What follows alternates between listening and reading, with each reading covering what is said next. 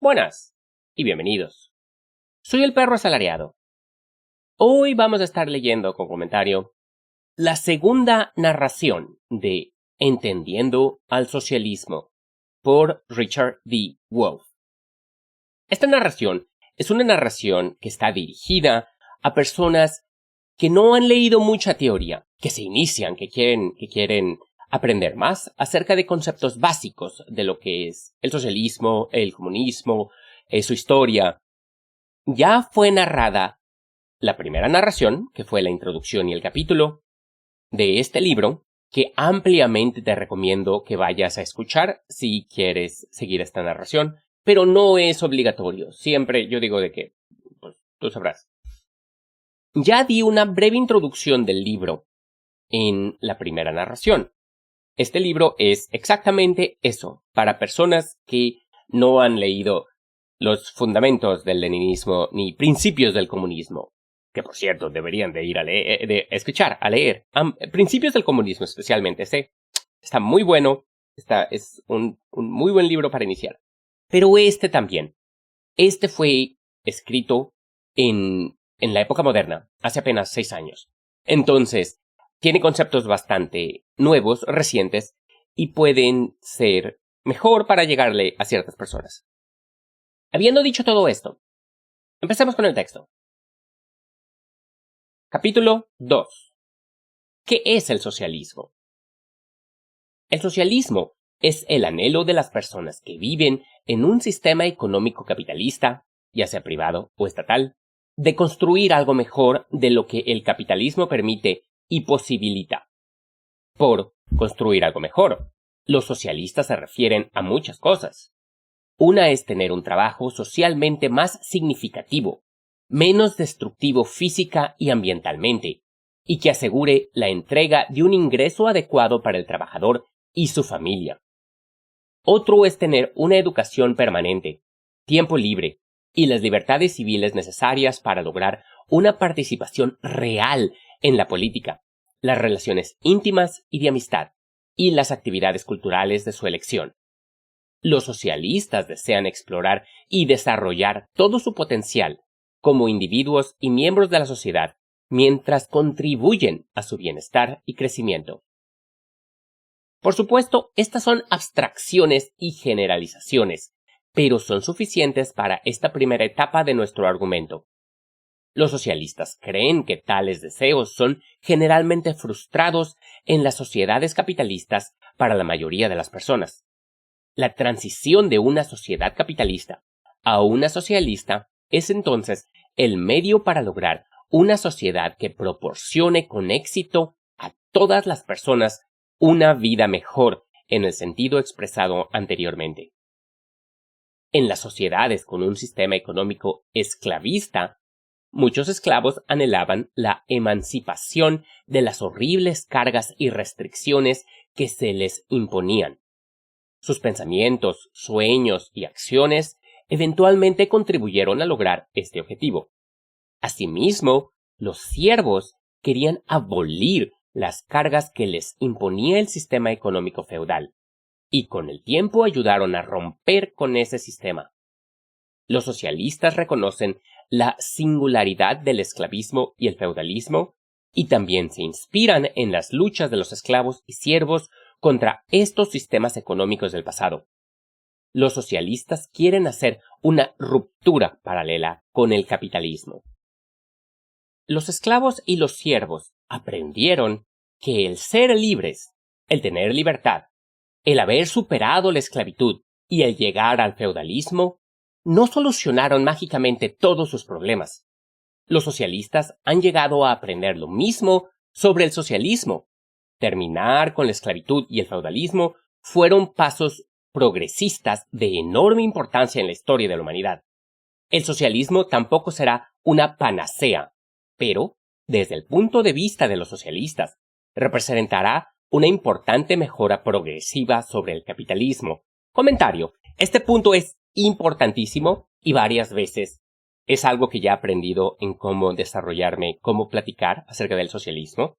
No se promete una utopía, porque estoy charlando con alguien, oye, el socialismo y todo, y me dice, no, pero es que no se puede, mira, es que esto, ¿y cómo van a solucionar esto?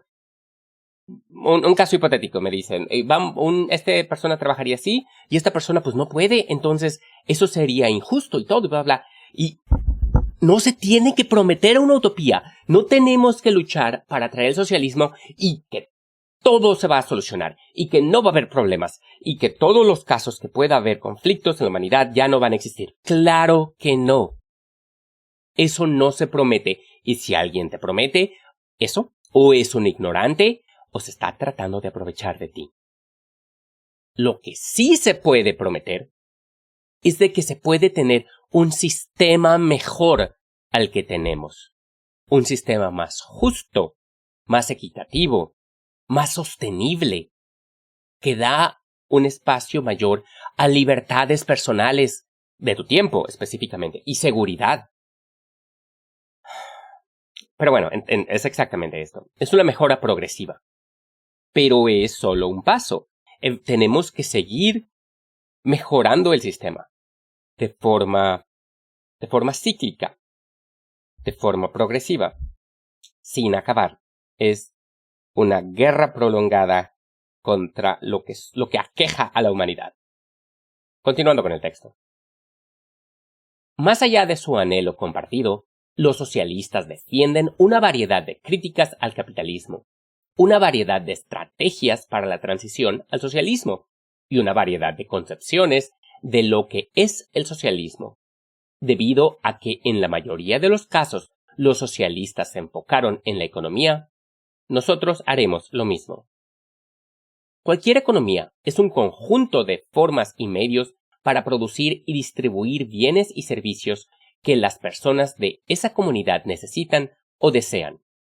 Nuestra comida, ropa, vivienda, diversiones, transporte y mucho más componen nuestras necesidades y deseos. Nuestro trabajo se combina con herramientas, equipos y lugares de trabajo, inputs, para producir bienes y servicios, outputs.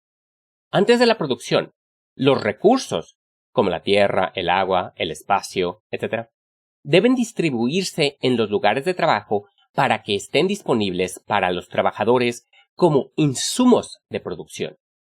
Después de la producción, los productos, bienes y servicios, deben distribuirse entre quienes los consumen. Una economía está compuesta por la producción y distribución de los recursos productivos y por los resultados de la producción. El socialismo difiere del capitalismo, y de hecho, de muchos otros sistemas económicos, en la forma en que se organiza la producción y distribución de los bienes y servicios de la sociedad. En el socialismo, toda la comunidad que vive en una economía participa democráticamente en la producción y distribución de bienes y servicios. En el esclavismo, este no es el caso. En una economía esclavista, los participantes se dividen en amos y esclavos. Los amos controlan, y literalmente poseen, los insumos productivos, incluyendo a los propios trabajadores, y deciden el destino de los esclavos tanto en la producción como en la distribución. En el feudalismo, los participantes económicos se dividen en señores y siervos. Estos últimos no son propiedad de alguien como en el esclavismo, sino que ocupan posiciones sociales basadas en las posiciones feudales de sus padres. Los hijos de los siervos también solían ser siervos y, a menudo, del mismo señor o de los herederos. Los hijos de los señores se convertían en señores y encontraban posiciones asociadas dentro de la economía feudal. Al igual que los amos, los señores ejercían un poder socialmente dominante que se derivaba, en gran parte, de su posición en relación con la producción y la distribución. Los amos y señores solían ser pocos, en relación con el número de esclavos y siervos. El capitalismo es diferente del esclavismo y el feudalismo y el socialismo. El capitalismo divide a los participantes de la producción y distribución en empleadores y empleados. Comentario. En un poco más, pero para fines prácticos, sí. Empleadores y empleados. Aquellos que son dueños de todo y aquellos, los asalariados, los que tienen que trabajar para recibir un salario para poder vivir. Continuando. Los empleadores son pocos. Los empleados son muchos. Los empleadores dirigen y controlan el trabajo de los empleados con respecto a la producción y distribución de bienes y servicios. Los empleados no son propiedad de nadie, ni están ligados a la tierra ni al patrón de sus padres. Son libres, en el sentido de que pueden firmar voluntariamente un contrato de trabajo para cualquier empleador que esté contratando empleados. La contratación es la compra de la fuerza de trabajo de un empleado. La capacidad de una persona para trabajar durante un periodo de tiempo específico. La fuerza de trabajo se paga con productos o dinero llamado salario. Los salarios no existían en el esclavismo o el feudalismo, ya que la relación de los dos grupos primarios involucrados en esos sistemas generalmente aseguraba el trabajo de uno para el otro sin un contrato laboral. Comentario. Aquí es como,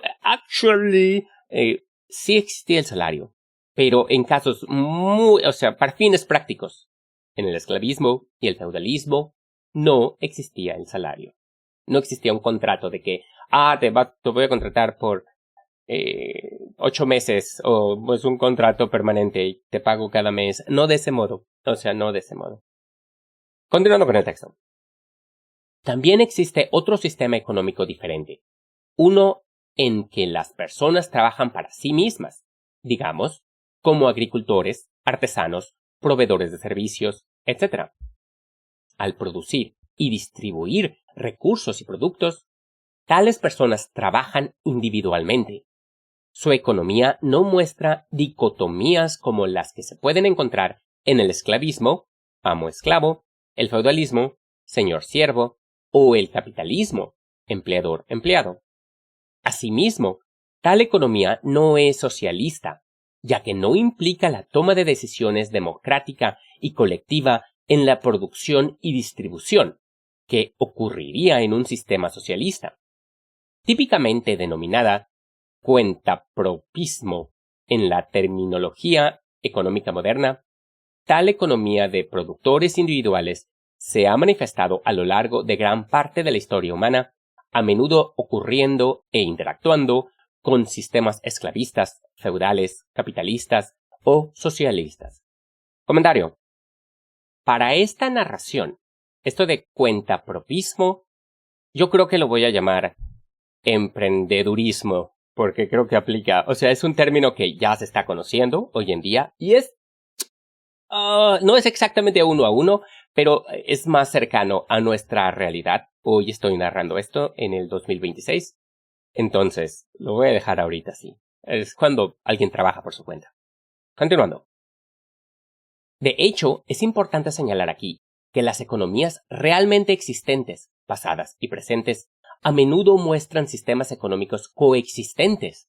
Por lo tanto, Estados Unidos tenía capitalismo en el norte y esclavismo en el sur antes de la Guerra Civil. Asimismo, hoy en día, las corporaciones capitalistas, con juntas directivas que funcionan como empleadores dentro de ellas, coexisten e interactúan con abogados, arquitectos, diseñadores gráficos, etc., que trabajan por cuenta propia, que operan dentro de un marco económico diferente, no capitalista, es decir, no dentro de la relación empleador-empleado. En ambos ejemplos existen relaciones de intercambio de mercado entre los participantes en los dos sistemas económicos que coexisten. En otras palabras, si bien sus organizaciones de producción son diferentes, capitalista en la corporación, emprendedurismo en la oficina del abogado, comparten el mismo sistema de distribución, a saber, el intercambio de mercado. El socialismo también permite tales sistemas coexistentes. Lo que en la Unión Soviética se denominó como empresas socialistas, es decir, de propiedad estatal y operadas por el Estado, pudieron y entraron en relaciones de intercambio de mercado con corporaciones capitalistas privadas ubicadas, digamos, en Europa. Las empresas socialistas de China, es decir, de propiedad estatal y operadas por el Estado, participan hoy en día en intercambios de mercado con empresas capitalistas privadas dentro y fuera de China. Hay muchos ejemplos de este tipo porque muchas economías nacionales existentes incluyen más de un tipo de sistema económico y estos diferentes sistemas interactúan tanto a nivel nacional como internacional.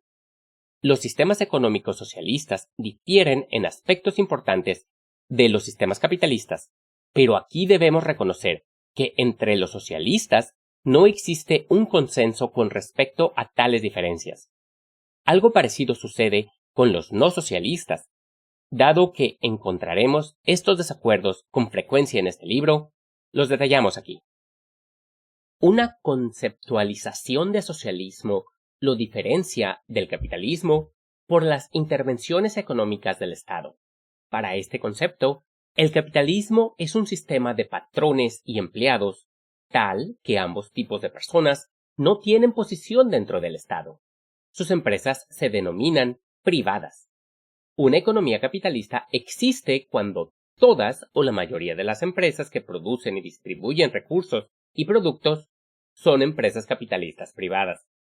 Usualmente, desde este punto de vista, las interacciones entre las empresas privadas, sus trabajadores contratados y sus clientes son todos intercambios en lo que este punto de vista denomina libre mercado. Al igual que la palabra privada aplicada a la empresa, la palabra libre aplicada al mercado pretende señalar que el Estado como institución social no interviene o interviene mínimamente en la producción y distribución de bienes y servicios. El capitalismo, desde este enfoque, se define como empresas privadas y libre mercado. Entonces se deduce que cuando un Estado interviene o interfiere en tales empresas privadas y o mercados libres, el capitalismo se ve comprometido o se transforma en socialismo. Dado que la sociedad interviene a través de la agencia del Estado, este primer tipo de socialismo llama a aquella intervención social. Muchos libertarios, por ejemplo, creen que el capitalismo se ve amenazado en la medida en que permite o admite intervenciones económicas estatales. Cuando el capitalismo muestra problemas, las soluciones de los libertarios tienden a favorecer la privatización total de las empresas y la liberación del mercado. En este modelo, el alcance de la intervención del Estado, desde los impuestos y la regulación hasta las empresas de propiedad y operación estatales, define el grado de socialismo y su distancia del capitalismo. El capitalismo verdadero o puro existe cuando las intervenciones estatales son casi nulas. Para algunas variantes de esta perspectiva, el socialismo existe cuando las intervenciones del Estado son sustanciales o generalizadas. Para otras variantes, el socialismo existe en cada intervención económica estatal individual. Una oficina de correos administrada por el gobierno, un salario mínimo impuesto a los empleadores, un impuesto progresivo sobre la renta individual, etc. Esta última perspectiva conduce a nociones tales como que el capitalismo moderno es en realidad un sistema mixto en el que coexisten el capitalismo y el socialismo. Hay desacuerdos entre los defensores de estas diferentes variantes. Por ejemplo, durante el siglo pasado tuvo lugar un debate de gran importancia. Si el Estado simplemente regula las empresas que de otro modo permanecerían privadas, propiedad y operación de ciudadanos privados sin posición en el aparato estatal, esto no sería socialismo. Solo si el Estado posee y opera empresas, al menos dentro de los principales sectores de la economía, a veces llamados los altos mandos, existe socialismo. Durante décadas, muchos se refirieron a la Unión Soviética como socialista, porque la mayoría de sus industrias estaban dominadas por empresas de propiedad y operación estatales. Por otro lado, la gente dudaba en llamar socialistas a los países donde las intervenciones económicas estatales eran considerables, pero no existía una considerable propiedad y operación estatal de las empresas. Una variación de este tipo de pensamiento llamó a este último socialista y al primero, comunista. Esto es reflejo del quiebre que experimentó el socialismo en el mundo luego de 1917 con respecto a la adopción del sistema soviético de propiedad y operación estatal de las empresas industriales. Los socialistas que criticaban o se oponían al socialismo soviético mantuvieron el nombre de socialistas, mientras que los que veían en la Unión Soviética el modelo ideal de socialismo postcapitalista tomaron el nombre de comunistas. Este cisma influyó profundamente al debate entre el capitalismo y el socialismo a lo largo del siglo XX. Comentario: no estoy del todo de acuerdo en cómo él pone este tipo de ejemplo, pero para fines prácticos y de simplificación, debido a que este es un texto para personas que no tienen que ser superversados, sí, vamos a dejarlo así.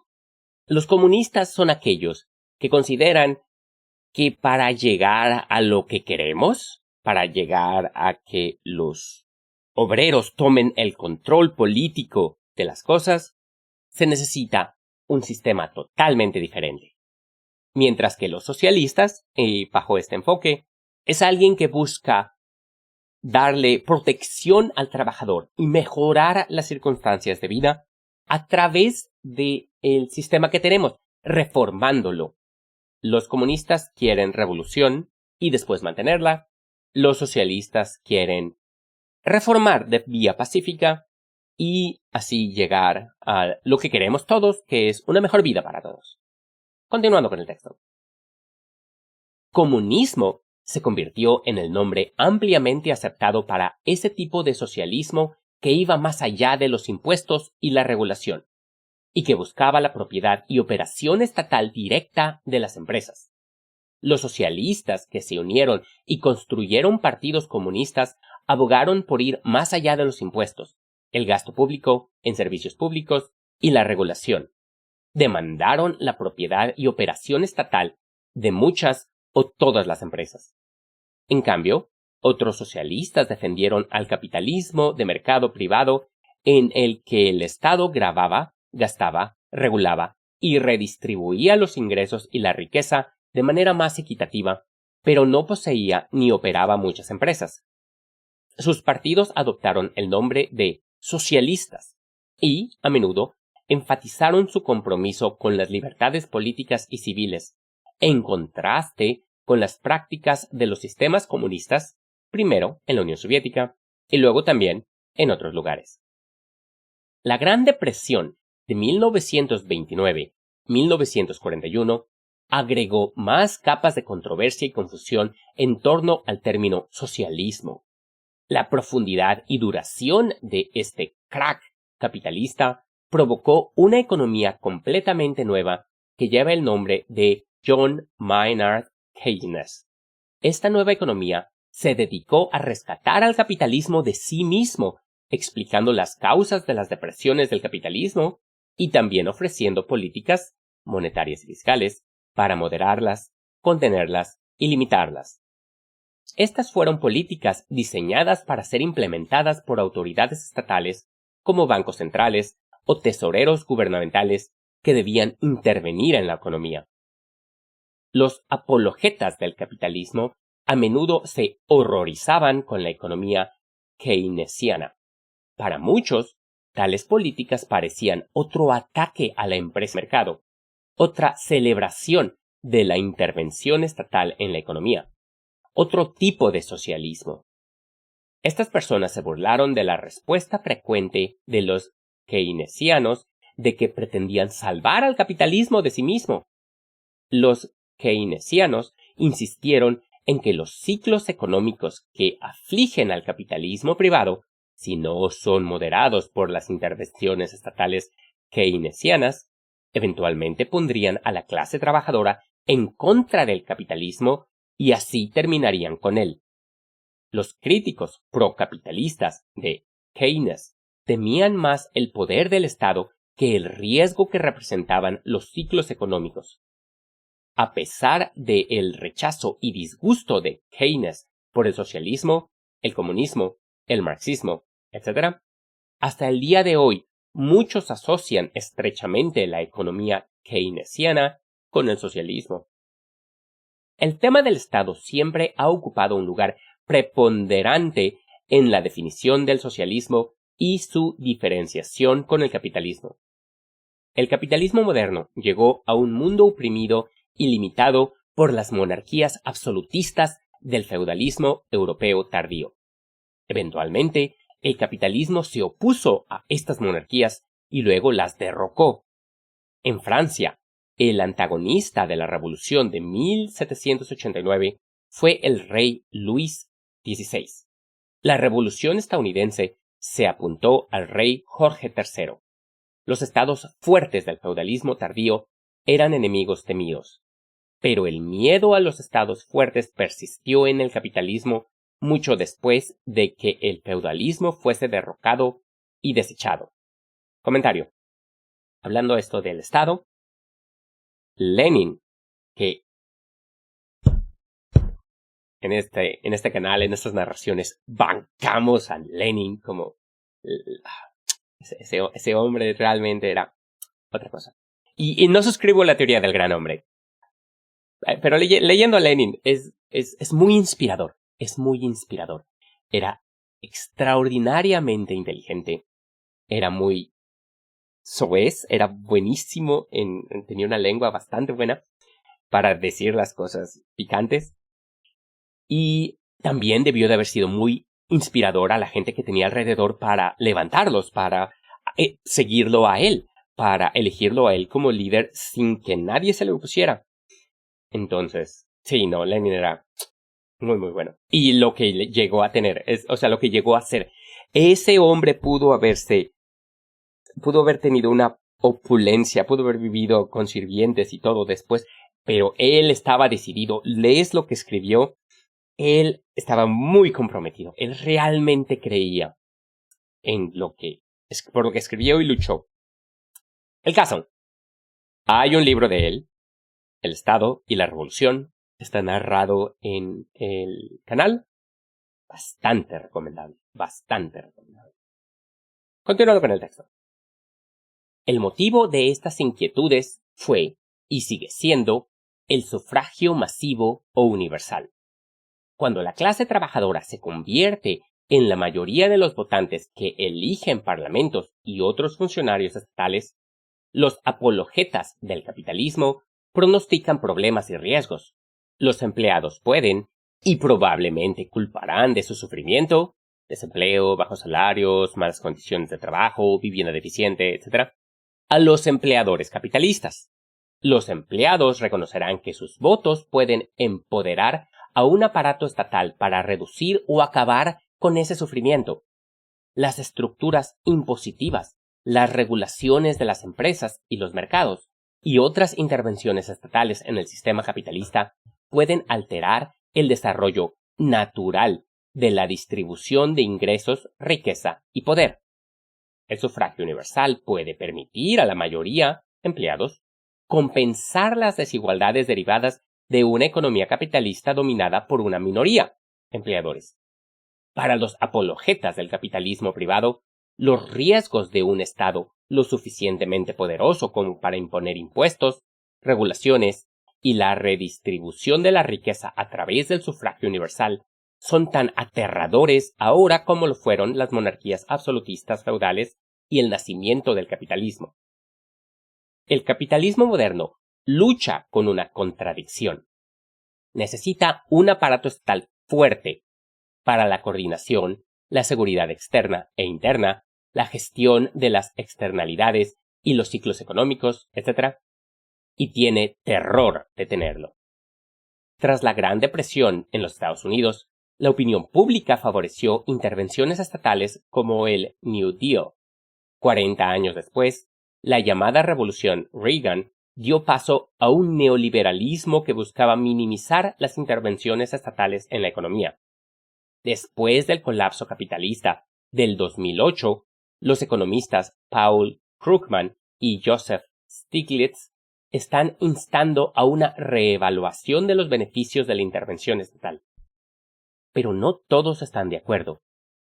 La historia del capitalismo no produjo una única oposición socialista con un enfoque estatal. También produjo disidentes socialistas.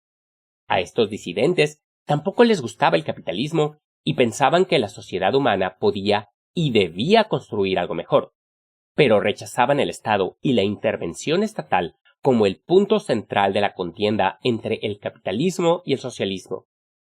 Si bien tales disidentes siempre han rondado los límites del movimiento socialista, lo que los llevó al centro del debate fueron las dificultades que encontraron los primeros experimentos en las economías socialistas reales. Con la vista puesta en la Unión Soviética, después de 1917, cuando el entusiasmo revolucionario temprano y las transformaciones sociales dieron paso primero al estalinismo en la década de 1930 y luego a la implosión de 1989, la problemática relación del socialismo con un Estado poderoso tomó el centro del escenario. Muchos críticos socialistas vieron que el Estado en la Unión Soviética se había convertido en un obstáculo para el progreso social que defendían. Los costos sociales del rápido desarrollo económico que logró la Unión Soviética fueron demasiado grandes para negarlos o seguir tolerándolos. Comentario.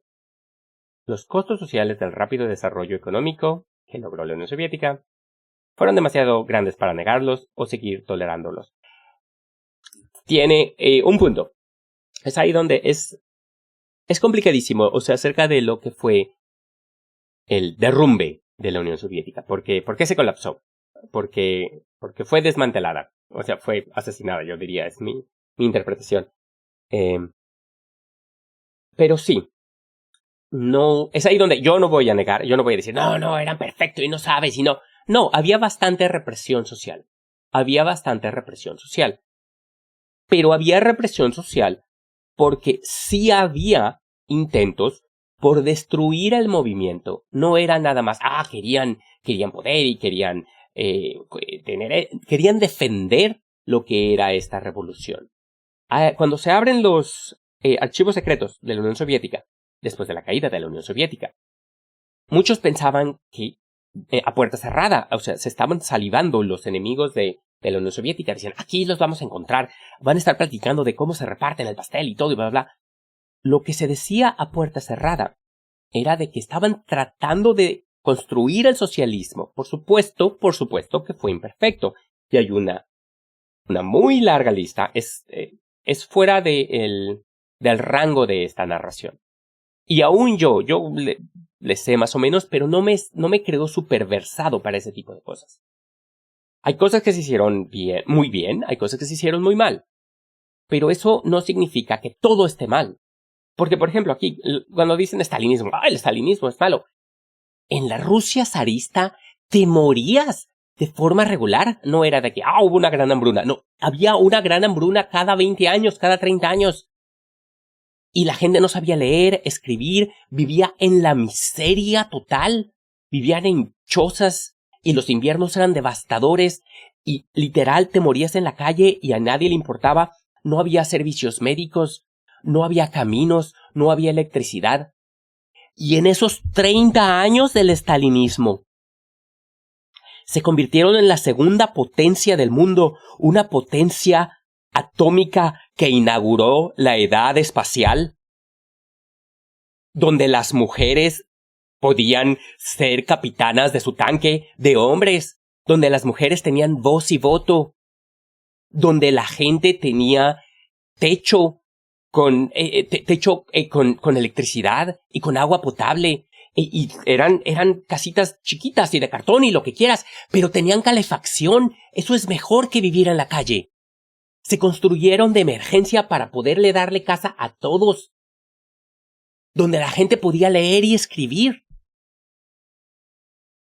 Esas son cosas, por supuesto, que hay cosas que estuvieron muy mal. No voy a negar esas cosas. Pero no se tiene uno que enfocar solamente en las cosas que se hicieron mal, porque de ese modo se pierde el enfoque. También hay cosas que se hicieron bien.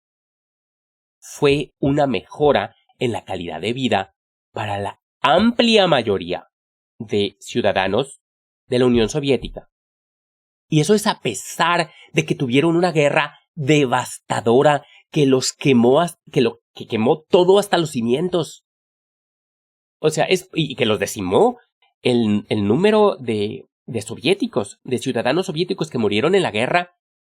Todas las cifras palidecen en contra de esa cifra. Murieron más ciudadanos soviéticos que ningún otro tipo de denominador en la Segunda Guerra Mundial. Es muy fácil nada más criticar.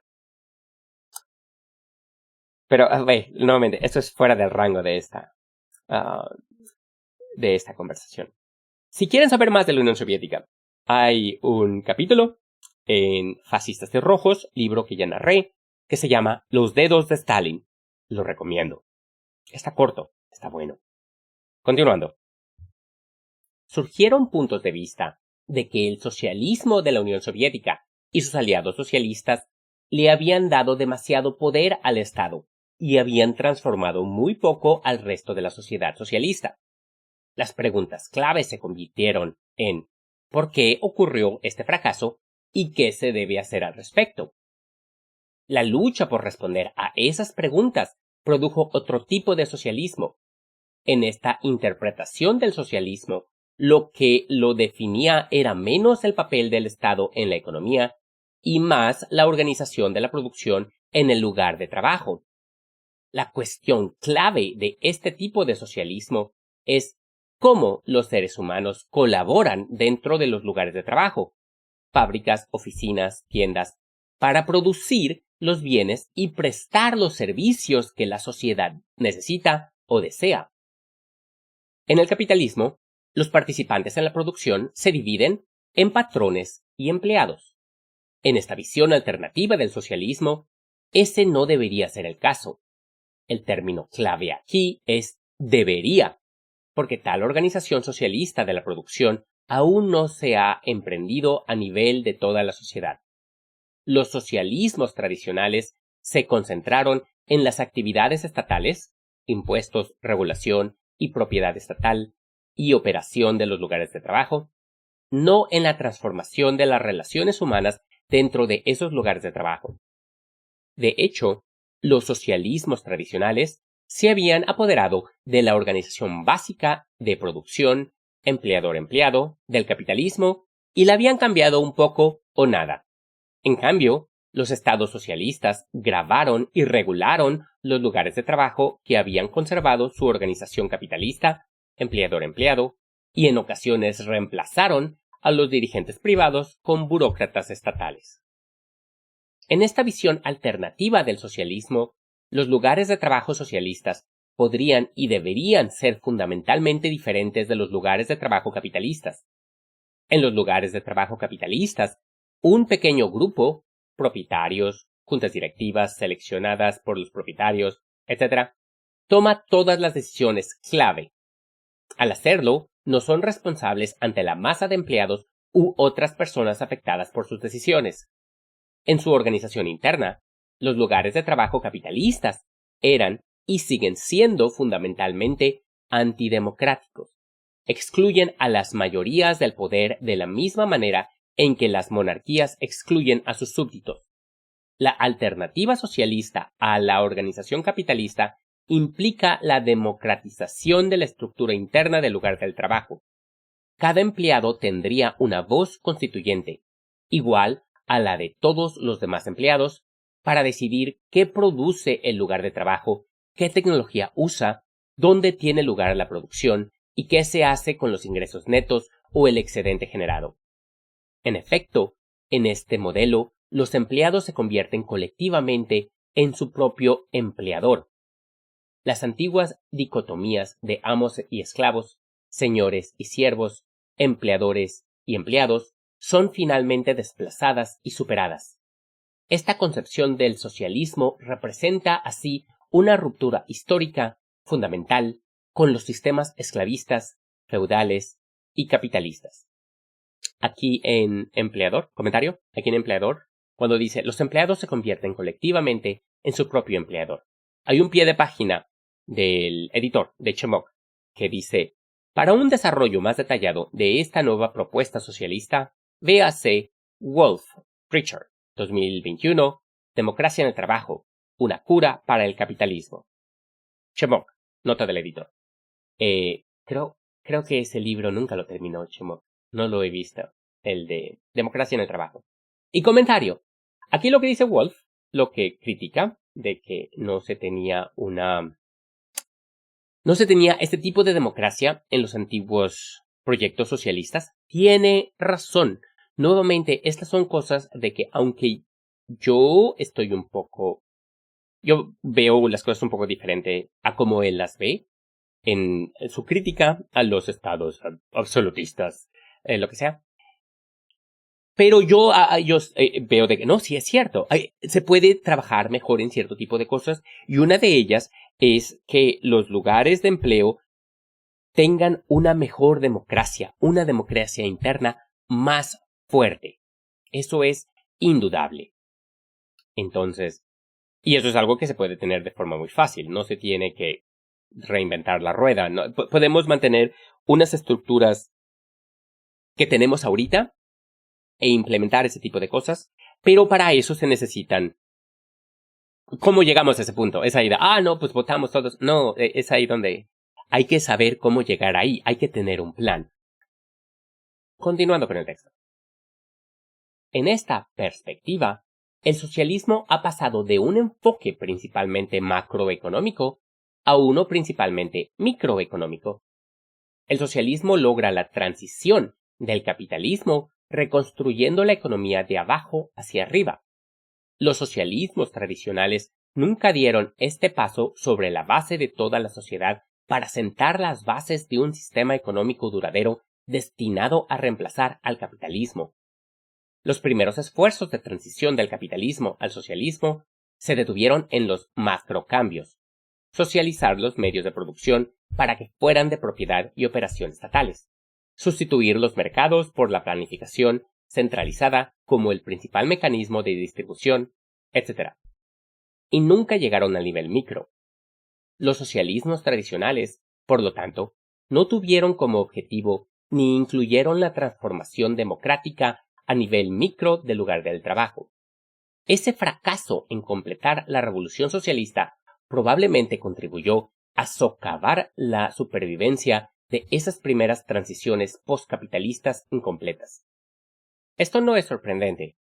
Las transiciones incompletas han sido la norma en el paso del esclavismo al feudalismo o al capitalismo, del feudalismo al capitalismo, etc.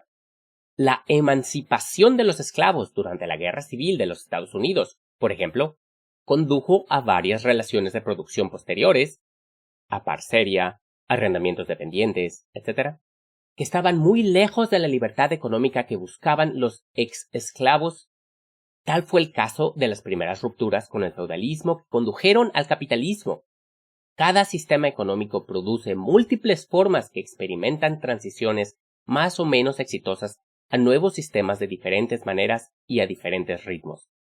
Muchos de los primeros experimentos de transición de un sistema económico a otro enseñan lecciones que pueden ayudar, si las condiciones lo permiten, a reunir los medios para una transición completa a un sistema diferente en algún momento en el futuro.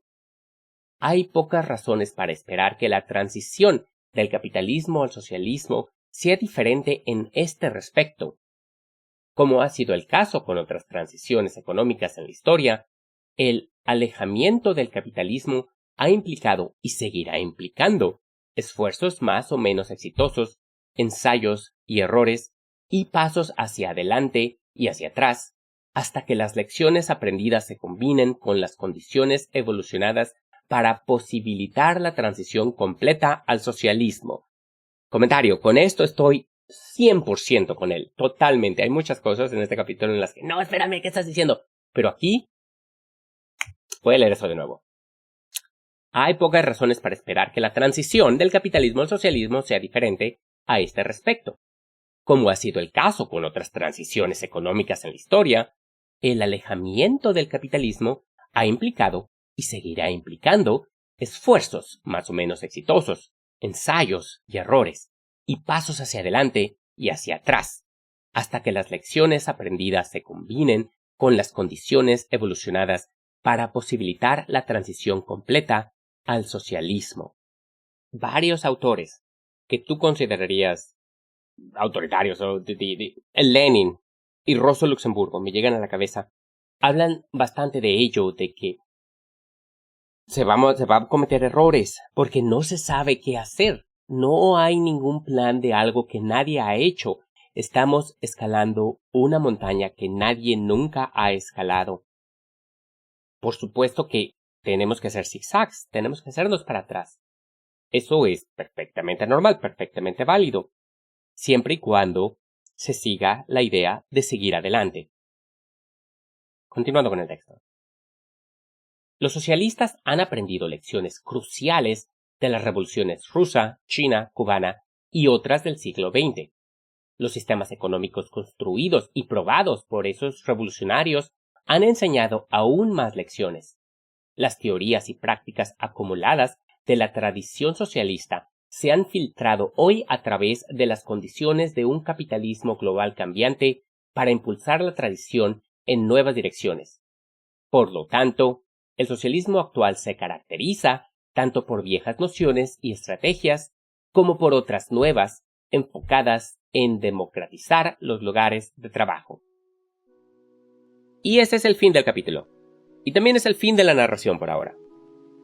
Richard Wolff, en este capítulo 2, da una imagen bastante clara de lo que es el socialismo sin irse a lo que es el pantano del marxismo, que por cierto, no es un pantano, es un bosque bastante bonito. Les recomiendo que se vayan a dar una vuelta. Hay muchas narraciones que ayudan para eso, pero va al núcleo de muchos fundamentos y muchas preocupaciones que tendrían la gente para con el socialismo. De que, oye, pero es que el socialismo es esto, o el socialismo es esto. No. En general, el socialismo quiere que esta lucha de clases entre obreros y capitalistas y empleadores quiere acabar con esa lucha. Quiere que ese conflicto no se siga dando. Y entonces, simplemente es cómo llegamos ahí. Y eso es, yo diría, el pan del asunto. Como él mismo dice, diferentes socialistas tienen diferentes ideas, cómo llegar ahí. Y nuevamente, en los puntos en los que concordemos, con mucho gusto voy a trabajar contigo. Y en los puntos en los que no, voy a criticarte de forma honesta, clara y tratar de exponer mis argumentos. Pero en general, lo que sí es cierto es que mis intereses y los de un socialista que busca un camino más pacífico se alinean más que lo que pasa con los capitalistas, que en este momento están totalmente destruyendo la tierra de una forma muy literal. El cambio climático nos va a agarrar a todos. Y los conflictos armados, que son un resultado de lo que son luchas capitalistas, guerras imperialistas se llama, guerras por los recursos, por la tierra, por tratar de tener control de lo que hay en la tierra, de las rutas, de la explotación, cosas por el estilo. Eso es lo que es una guerra imperialista. Entonces, espero este audio haya sido de su agrado. Si te fue de provecho, dale like, dale 5 estrellas, o no, no sé, es ahí donde yo siento que el algoritmo me manda a morir. Eso ya lo he dicho varias veces, porque yo, normalmente otros creadores de contenido que siento si quieren sacar adelante su contenido, que es muy respetable por ellos, se censuran cuando dicen, no sé, fascismo, los nazis, sionismo, Hitler, Stalin, comunismo, Holodomor. O sea, no sé, hay palabras que el algoritmo escucha y esto no podemos empujarlo, no. Y a mí eso me tiene sin cuidar. Entonces no sé si darle like ayude, pero si no está de más. Si dejan un comentario, normalmente respondo. Me puedes preguntar algo en los comentarios. Me pueden contactar directamente a El Perro Asalariado, ya sea en Discord o en Gmail o en Proton.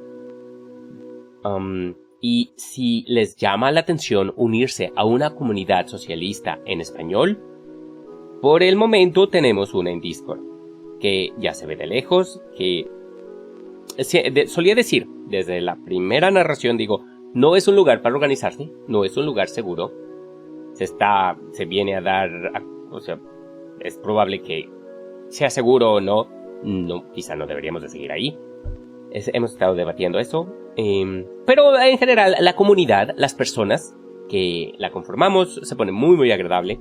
Si te llama la atención, con mucho gusto te extiendo la invitación, contáctame de alguna manera. Y pues nada más, camaradas, tenemos que ser más. Entonces, hay que organizarnos en la vida real, ponerse a discutir por redes sociales y pintarrajear en las paredes. Eso no es praxis, camaradas. Praxis es organizarse. Praxis es unirse a una organización civil y darles de comer a niños. Y bueno, es ahí también yo hago lo que puedo con lo que tengo y trato de hacer un poco más labor de educación y propaganda a través de mis narraciones. Yo no soy yo no quiero ningún tipo de reconocimiento, ganancia personal acerca de esto. Todo bien, todo estamos bien. El caso, pero sí hay que hacer más. Y espero que puedan llegar a ese punto. Lo vamos a lograr, camaradas. Fuerza en la lucha.